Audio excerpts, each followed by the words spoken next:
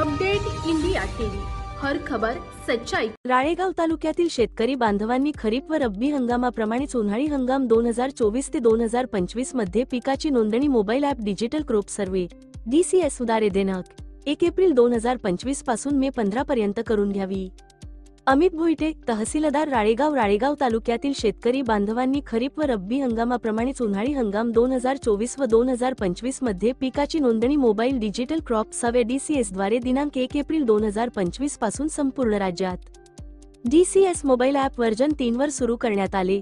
त्यानुसार दिनांक 1 एप्रिल 2025 ते 15 मे 2025 पर्यंत शेतकऱ्यांनी स्वतः ही पीक पाहणी करायची आहे। गावात असणाऱ्या गटाची शासकीय गट सोडून उन्हाळी पिके असो वा नसो ही पीक पाहणी करायची आहे। उन्हाळी पीक नसल्यावर गटांमध्ये चालू पड म्हणून नोंद करायची आहे। हे पीक पाहणी करताना बांधापासून शेतामध्ये 20 मीटर आत राहणे आवश्यक आहे।